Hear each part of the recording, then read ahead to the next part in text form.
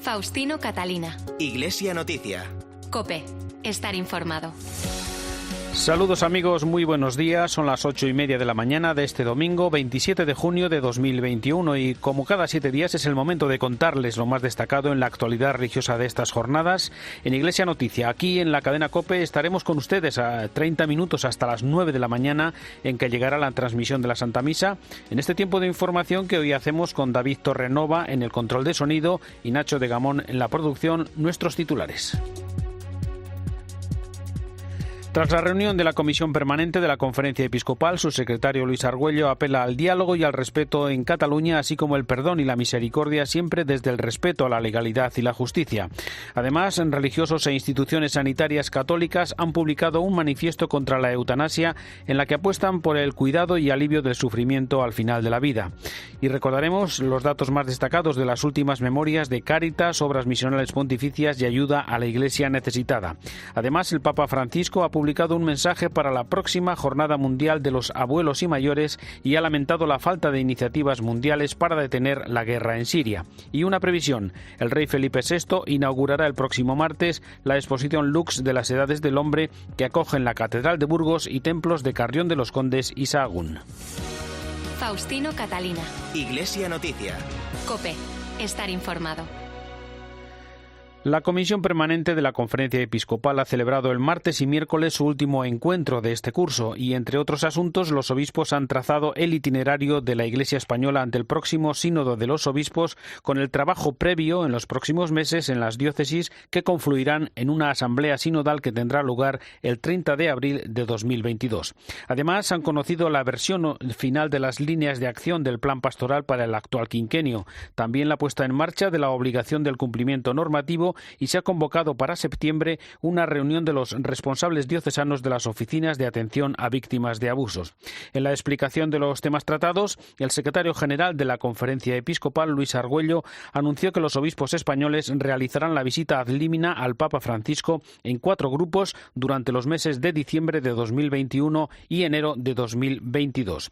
En rueda de prensa y en respuesta a la situación en Cataluña, que también analizó la Comisión Permanente, Monseñor Argüello hizo un llamamiento a cultivar la verdad, la humildad y la caridad tras la reciente aprobación de los indultos en Cataluña. Ahora que ya los indultos se han producido y que las personas indultadas han salido a la calle y han hecho manifestaciones, tendríamos que subrayar este aspecto de que las actitudes inamovibles no ayudan a construir armónicamente la sociedad. El secretario de la Conferencia Episcopal considera imprescindible el diálogo desde la escucha y el respeto al otro, así como el perdón y la misericordia, siempre desde el respeto a la legalidad y la justicia. La llamada que los obispos catalanes hacen al diálogo, a la aplicación de la ley, a la justicia, a romper con actitudes inamovibles, nos parecen actitudes valiosas y que seguramente para crear el clima en el que estas actitudes inamovibles puedan removerse, es necesaria alguna manera de cultivo de la amistad civil, de la fraternidad.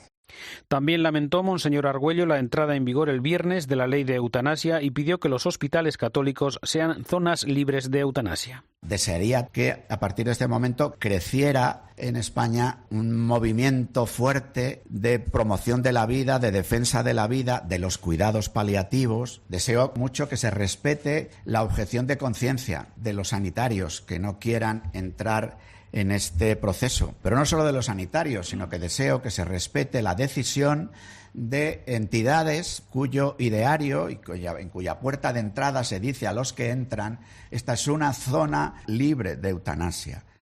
Seguimos hablando de la eutanasia porque la Orden de Religiosos Camilos de España, la Orden Hospitalaria de San Juan de Dios, Hospitales Católicos de Madrid, la Conferencia Española de Religiosos y la Federación Nacional Lares han publicado un manifiesto en el que piden el respeto a la dignidad humana y exigen no dañar la vida ni la integridad personal, sino promover y cuidar la vida actuando para aliviar el sufrimiento.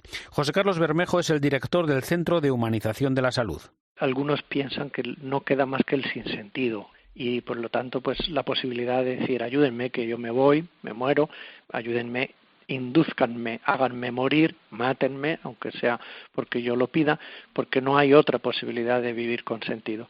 Hay que decir que nuestra experiencia, miles y miles de personas atendidas cada año, miles y miles de trabajadores cuidando, hay que decir que según nuestra experiencia el sentido no solo es algo que se encuentre, porque a veces realmente está ofuscado en medio de tanto sufrimiento y tanta dependencia, sino es algo que se atribuye, conseguimos dar un sentido a la vida también por las relaciones y los vínculos de cuidado amoroso, compasivo. Esta es para mí la genuina compasión, la que consigue hacer que emerja luz en el hecho de que a pesar de todos los males estás siendo cuidado, me tienes a mí, estamos caminando juntos. Hay mucho sufrimiento y estamos empeñados en aliviarlo. Y si hay dolor, estamos empeñados en eliminarlo de todas las maneras.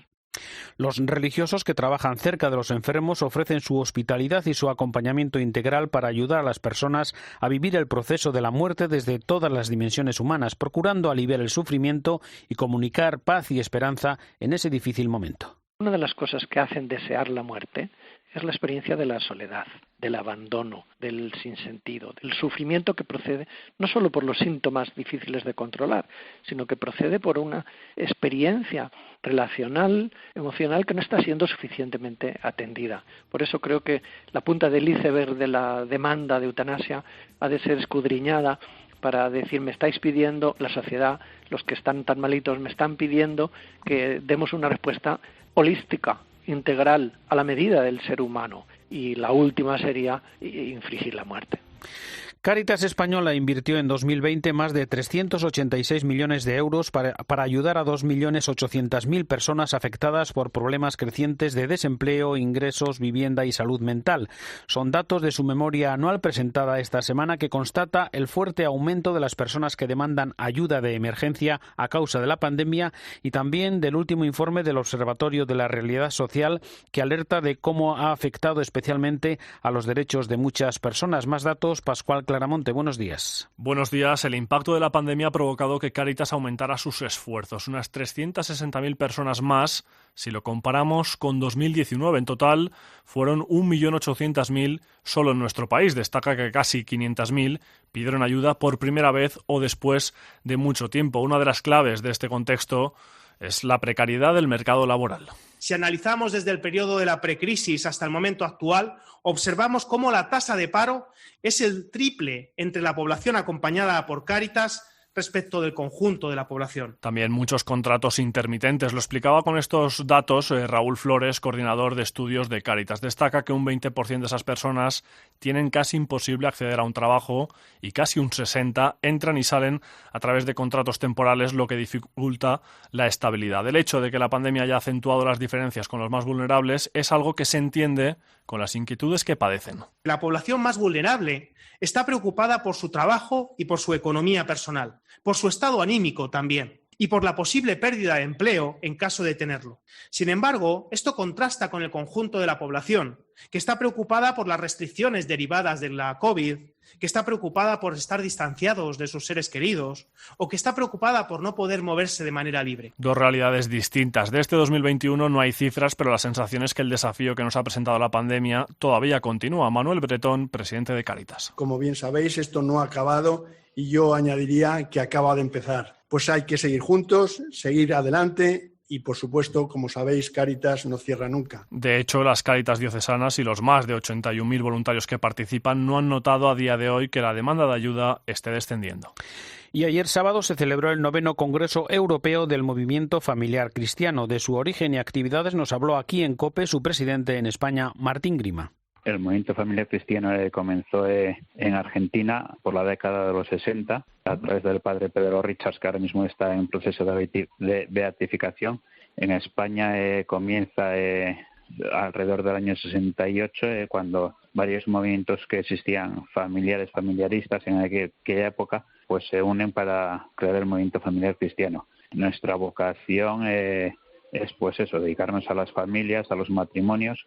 Y cuando hablamos de familias, pues hablamos en el más sentido o en el más amplio sentido de familia, desde pues los hijos, los matrimonios de forma especial, pero también los abuelos, las personas viudas, separadas. Nuestro funcionamiento habitualmente nos reunimos o creamos grupos de matrimonios, entre 4 y 8 matrimonios se forman cada grupo. En esos grupos vemos temas de formación pero también a su vez a raíz de esos grupos es donde nos dedicamos al servicio a la Iglesia, a las parroquias, a las diócesis o a las actividades propias del movimiento familiar cristiano. La última memoria de obras misionales pontificias refleja la generosidad de los españoles con sus aportaciones de ayuda a las misiones. Más de 14 millones de euros con los que se han financiado casi 1 millar de proyectos a pesar de las dificultades por la pandemia. Resumió las principales cifras el director nacional de Obras Misionales Pontificias, José María Calderón. 13.677.000 son lo que sí se ha puesto en disposición tal cual de la Santa Sede, de las Obras Misionales Pontificias de Roma, para la distribución en todo el mundo. La principal fuente es el Domum. Más de 7 millones, casi 8, vienen de las parroquias. Luego de herencias, que están siendo también, en algunos momentos son también cuantiosas. Los colegios y luego, pues, donativos, el Bizum. Este año ha funcionado mucho el tema del Bizum, ha funcionado mucho el tema de las transferencias y ha funcionado mucho los ingresos a través de la página web con motivo de la pandemia. José María Calderón recordó también las principales cifras de los misioneros españoles en el mundo. Actualmente podemos decir que hay 7.180 misioneros en activo, que están en territorios de misión, y otros 3.400 que están en España, pues haciendo labores de aquí, con sus congregaciones o con sus instituciones, o esperando ser destinados próximamente. Alrededor de 10.000 misioneros españoles hay, de los cuales hay que destacar que las mujeres ganan, son el 54% frente al 46% de varones, pero hay que resaltar también que la edad media es muy alta. La edad media es de 74 años. También en este fin de curso ha presentado su memoria la Fundación Pontificia Ayuda a la Iglesia Necesitada, con los datos principales que resumió así su director, Javier Menéndez Ros. Hemos aumentado en un 6% nuestros ingresos totales, desde los 12.800.000 recaudados en el año 2019 a los 13.600.000 recaudados en el año 2020. Esto supone una mejora casi del 10% en nuestros ingresos por donativos. Sin embargo, en los legados y herencias se ha disminuido casi un 15%. Pero en total estamos muy contentos, la verdad, de que en un año tan difícil para todos, donde tantísima gente ha sufrido, nuestros benefactores hayan contribuido de forma aún más generosa que en otros años. El cardenal Giuseppe Versaldi, prefecto de la Congregación para la Educación Católica, ha premiado una iniciativa de la Universidad Católica de Valencia con las personas dependientes y discapacitadas. COPE Valencia, Luis Agudo. La Fundación Gravísimos Educaciones ha otorgado su premio de este año al Campus Capacitas de la Universidad Católica de Valencia y ha venido a entregarlo precisamente el propio presidente de la Fundación, el cardenal Giuseppe Versaldi, responsable vaticano de la educación católica. Al entregar el premio en un acto en la Universidad Católica en presencia de su gran canciller, el cardenal arzobispo Antonio Cañizares, Versaldi ha destacado el motivo del reconocimiento a la católica. Justamente el campo Capacitas de la Universidad Católica de Valencia se ha convertido en una referencia académica, profesional y social para personas con discapacidad y sus familias. El campus Capacitas ha logrado impactar de modo directo y eficaz en la promoción de la igualdad de derechos y oportunidades, en la accesibilidad universal y en la plena inclusión social. Además, ha destacado la importancia de que en estos tiempos de sociedades hiperconectadas pluriculturales marcadas por la creación de sentidos fugaces haya esfuerzos tan valiosos como el del Campus Capacitas de la Universidad Católica por el cuidado de la casa común. Faustino Catalina. Iglesia Noticia. COPE. Estar informado. En Iglesia Noticia comenzamos el tiempo de la información internacional en el Vaticano, donde esta semana se ha presentado el mensaje del Papa para la primera Jornada Mundial de los Abuelos y Mayores, que se celebrará el próximo 25 de julio. Un mensaje en el que Francisco subraya que la vocación de la tercera edad es custodiar las raíces, transmitir la fe a los jóvenes y cuidar a los pequeños. Vamos a recordar su contenido desde Roma con Ángeles Conde. Buenos días. Buenos días. Esta primera jornada lleva por lema Yo estoy contigo todos los días, y precisamente eso es lo primero que el Papa señala en este texto, que quiere que los mayores sepan que toda la Iglesia está con ellos, que se preocupa por ellos y que los quiere. Con un queridos abuelos y abuelas comienza el Santo Padre su mensaje en el que se incluye como un anciano más y por eso habla de nosotros. Francisco recuerda que la pandemia ha sido especialmente dura para los mayores, entre otras cosas por la soledad que muchos han padecido. Por eso les asegura que a Dios esta soledad no le es indiferente y pide que todo el dolor vivido no sea inútil y que no nos olvidemos de los ancianos que murieron por falta de respiradores. Desea que a cada mayor, sobre todo a los que están más solos, les visite un ángel, como pasó con San Joaquín cuando fue apartado de su comunidad porque no tenía hijos y Dios le mandó un ángel. Insiste en que los mayores son un tesoro valioso para construir el mundo del mañana a través de su oración, un pulmón del que la Iglesia y el mundo no pueden privarse, sobre todo en este momento difícil para la humanidad, mientras atravesamos todos en la misma barca el mar tormentoso de la pandemia, señala el Papa. Tu intercesión por el mundo y por la Iglesia no es en vano, asegura Francisco, quien insiste en que Dios llama a obreros para la mies a cualquier edad y etapa de la vida, porque el Señor es el primero que nunca se jubila. Por eso revela que él mismo, cuando fue llamado a ser papa, era ya prácticamente un jubilado y no imaginaba que pudiera hacer mucho más. La vocación de los abuelos y ancianos, concluye, es custodiar las raíces, transmitir la fe a los jóvenes y cuidar de los pequeños. Por cierto, con motivo de esta jornada, el día 25 de julio, el Santo Padre presidirá una misa en la Basílica de San Pedro. Además, habrá indulgencia plenaria para las personas que participen en esta jornada, para quienes cuidan de nuestros mayores y para los mayores que estén enfermos o impedidos y no puedan salir de casa. El arzobispo Paul Gallagher, secretario para las relaciones con los estados de la Santa Sede, trasladó su preocupación al gobierno italiano sobre el proyecto de ley contra la homofobia y la transfobia que tramita el Parlamento y que tuvo respuesta del presidente del Ejecutivo italiano, Mario Draghi. Sí, así es. Fue en el Senado donde el premier italiano recordó que Italia es un Estado laico, con un Parlamento libre para debatir y con un ordenamiento jurídico que respeta todos los compromisos internacionales, entre los que se encuentra el Concordato. Son palabras con las que, de hecho, está de acuerdo el cardenal secretario de Estado Pietro Parolin, quien ha aclarado la polémica en una entrevista para los medios vaticanos. Para el máximo cargo diplomático de la Santa Sede, ni el Vaticano ni la Conferencia Episcopal Italiana han pedido que se bloquee la ley, sino que han expresado sus dudas sobre los límites de lo que dentro de la ley se considera o no delito contra las personas homosexuales y transexuales. Por eso, la nota verbal enviada por la Santa Sede al Estado italiano a través del embajador de Italia solicitaba una reforma en este sentido. Pietro Parolin explica además que se eligió el formato de nota verbal porque es el modo en que se comunican los estados por vía diplomática y lamenta que este documento, que es interno, se haya hecho público.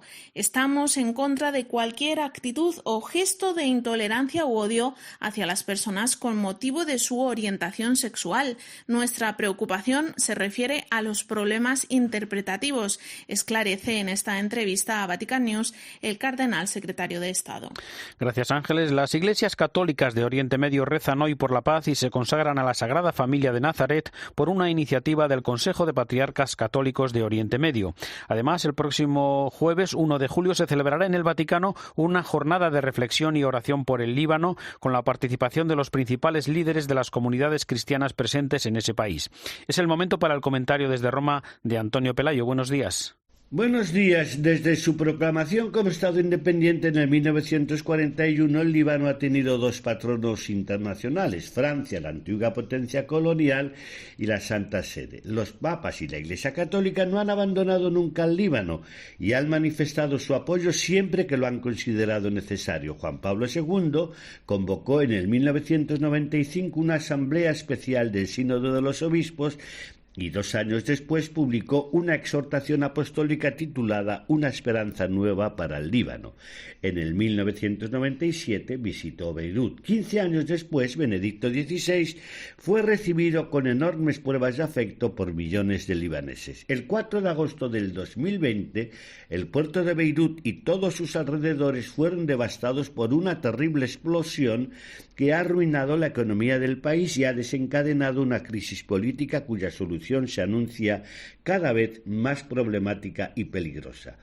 Francisco, que ha manifestado siempre su intención de viajar al Líbano en cuanto sea posible, ha convocado en Roma para el próximo 1 de julio una cumbre a la que ha invitado a todos los líderes cristianos para propiciar una solución pacífica a la crisis que amenaza la independencia y la libertad de los libaneses. Esta reunión podría ser un anticipo a la convocatoria por parte de la ONU de una conferencia internacional solicitada por el patriarca maronita, el cardenal Bechar al-Rai. Hoy viven en el reducido territorio libanés 4 millones de personas, a las que hay que sumar más de 1 millón de refugiados huidos de Siria. El colapso de la moneda nacional y la pandemia amenazan con desencadenar unas reacciones sociales muy difíciles de soportar por el frágil gobierno que no acaba de constituirse. La cumbre romana unirá la reflexión y la plegaria para implorar un futuro más sereno, es decir, paz y estabilidad, dos realidades que desde hace décadas parecen una quimera en un país que en un tiempo no tan lejano fue conocido y envidiado como la Suiza del Mediterráneo. Desde Roma les ha hablado Antonio Peláez. Gracias, Antonio. El Parlamento Europeo ha aprobado el llamado informe MATIC para que el aborto sea declarado como un derecho humano. Bruselas, José Luis Concejero, buenos días. Buenos días. Esta semana el Parlamento Europeo ha aprobado el informe MATIC, que lleva el nombre del eurodiputado encargado de elaborarlo. En este informe sobre la situación de la salud y de los derechos sexuales en el marco de la salud de la mujer se busca convertir el aborto en un derecho humano. Además, se hace un llamamiento para descriminalizar el aborto y eliminar todos los obstáculos para llevarlo a cabo, como la objeción de conciencia de los profesionales sanitarios. En el informe se recoge que prohibir el aborto es una forma de violencia de género. El secretario general de la COMECE, Conferencias Episcopales Europeas, Manuel Barrios, asegura que este informe expresa la forma de pensar y de actuar que deberían adoptar los diferentes países en temas tan sensibles como el aborto. La Unión Europea tiene que tener cuidado de no distanciarse de la sociedad civil y de mucha de la población europea que no piensa así, y evitar ciertas derivas, que se puede decir, ideológicas que no ayudan y que hace que parte de la población después revierta su voto en otros tipos de partidos más populistas en los que se sienten más reconocidos. Es importante recordar que este informe MATIC no es vinculante, pero crea un precedente peligroso, una forma de actuar en los diferentes países europeos. Tras conocer los resultados de las últimas elecciones, la Conferencia Episcopal de México ha publicado un mensaje en el que invita al pueblo mexicano a construir el futuro superando las divisiones y favoreciendo la paz y la reconciliación. Corresponsal en México, Carlos Carabaña. La Iglesia mexicana pide paz y concordia tras las elecciones del pasado 6 de junio en México. Con 782 agresiones registradas contra políticos, incluyendo 89 asesinatos y varios secuestros, fueron de los comicios más violentos que se recuerdan en un país muy acostumbrado a la violencia. Lo han hecho mediante un comunicado titulado La paz como anhelo de la plenitud humana. Invitan a la sociedad, independientemente de los resultados de las votaciones, a construir un futuro favoreciendo la paz. La sociedad mexicana se ha visto perjudicada considerablemente por escenarios de inseguridad y violencia, ya denunciados en 2010 por los obispos, continúa su mensaje. En estas elecciones en México se renovaba el Congreso, el Senado, además de 15 gobernaturas estatales, equivalentes a las comunidades autónomas españolas. Los obispos advierten que la paz no puede reducirse al simple equilibrio entre la fuerza y el miedo. México vive una crisis de derechos humanos desde que en 2006 el presidente Felipe Calderón declarara la guerra contra el narco. En total, desde ese año, los asesinados superan los 250.000. Dirigimos nuestro pensamiento a las familias, niños y adolescentes que viven en zonas de inseguridad o que han sido dañados por la violencia, rezan los eclesiásticos, que acaban con un exhorto a la mexicana Virgen de Guadalupe. En Iglesia Noticia, más asuntos de la actualidad en España. Córdoba y Montilla acogerán desde el martes 29 y hasta el 2 de julio el tercer Congreso Internacional Avilista, cuando se cumplen los 75 años de la proclamación de San Juan de Ávila como patrono del clero español. El obispo de Córdoba es Demetrio Fernández. Es muy amplio su campo, pero no tan conocido como el influjo que ha tenido. Lo tuvo, gracias a Dios, muy fuerte en todo el siglo XVII y XVIII. Actualmente tiene mucho conocimiento entre el clero, entre los sacerdotes diocesanos en España, pero al incluirle en el calendario universal de la Iglesia, pues hay que difundirlo universalmente, porque en España no, pero fuera le confunden con San Juan de la Cruz. Siempre que tenemos una oportunidad, y esta es una, los 75 años de declararle patrono del periodo secular español, pues aprovechamos para hacer esta difusión, para darlo a conocer, para invitar a que lo lean, para participar presencial o online en el Congreso, etcétera. En Burgos se han publicado las conclusiones del primer Foro de la Concordia organizado en el 8º centenario de su catedral, un templo donde el próximo martes el rey Felipe VI inaugurará Lux, la nueva exposición de las edades del hombre. COPE Burgos, Raúl González, buenos días. Han sido 8 las conclusiones del primer Foro de la Concordia desarrollado durante 3 días en la Catedral de Burgos. Entre las bases sentadas están la promoción del diálogo como camino a la fraternidad, la desactivación de los dinamismos que provoquen enfrentamientos entre las religiones o la apuesta por la formación. Fernando García Cadiñanos es el vicario general de la Archidiócesis de Burgos. En una sociedad demasiado enfrentada, donde la paz, la concordia y la convivencia pacífica se ve amenazada, lo que hemos realizado aquí ha sido pedagógicamente una muestra de la importancia de convivir, de conversar, de escuchar desde la propia identidad de cada uno. Un interesante debate entre ciencia, filosofía y teología fue la culminación de este primer Foro de la Concordia. Juan Luis Arzuaga, codirector de los yacimientos de Atapuerca, y María Martínón Torres, directora del Centro Nacional de Investigación sobre la Evolución Humana, se encargaron de defender la postura científica. Miguel García Baró, catedrático de Filosofía en la Universidad Pontificia de Comillas, sentó sus bases fundamentales, y Javier Prades, rector de la Universidad Eclesiástica San Damaso, expuso su posición teológica. El decano de la Facultad de Teología del Norte de España con sede en Burgos, José Luis Cabrea, se encargó de moderar el debate y su conclusión fue que todos los saberes comparten aspectos comunes. La concordia entre los saberes, filosóficos, teológicos, técnicos, científicos, históricos, es posible. Lo que une a todos es la pretensión de acceso al conocimiento de la realidad. Los 3 encuentros se pueden volver a ver en la web cope.es/Burgos. Por cierto, en la propia Catedral de Burgos inaugurará el rey Felipe VI este martes 29 de junio, día de San Pedro y San Pablo, fiesta grande en la ciudad, la exposición Lux de las edades del hombre que comparte Burgos con Carrión de los Condes en Palencia y Sagún en León. La Delegación de Juventud de la Archidiócesis de Madrid ha comenzado una serie de actos conmemorativos del 10º aniversario de la Jornada Mundial de la Juventud celebrada en la capital de España en 2011. Nos lo cuenta Javier González. El acto ha llevado por lema «Seguimos firmes en la fe» y ha sido presentado por nuestros compañeros Irene Pozo y Álvaro de Juana. Ha tratado la historia y el significado de las Jornadas Mundiales de la Juventud, se ha recordado la JMJ de Madrid del año 2011 y hemos presenciado un envío hacia la JMJ Lisboa 2023.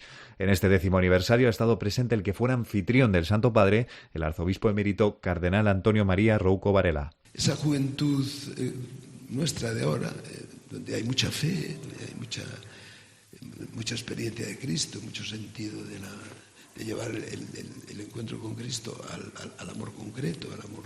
Había que como removerla también, o decirle no, el compromiso con Él tiene que ser a fondo, tiene que ser firme.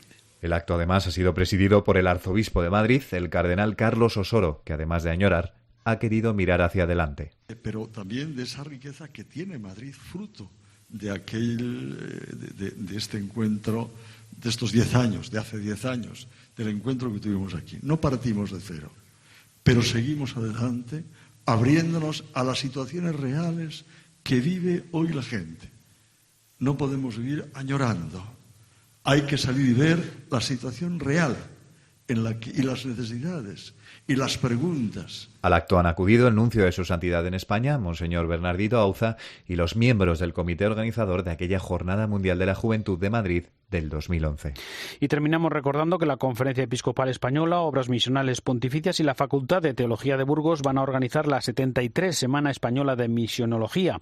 Se celebrará los días 6 y 7 de julio, tanto en formato online como presencial. Tendrá el título Laicidad, Diálogo Interreligioso y Misión, en una habitual cita que se retoma tras la interrupción por la pandemia. Pues llegamos así al final de esta edición del informativo Iglesia Noticia. Ha sido el programa 1730 en este domingo, 27 de junio de 2021. Un minuto para la actualidad y después la Santa Misa. Hasta dentro de 7 días. Un saludo de Faustino Catalina.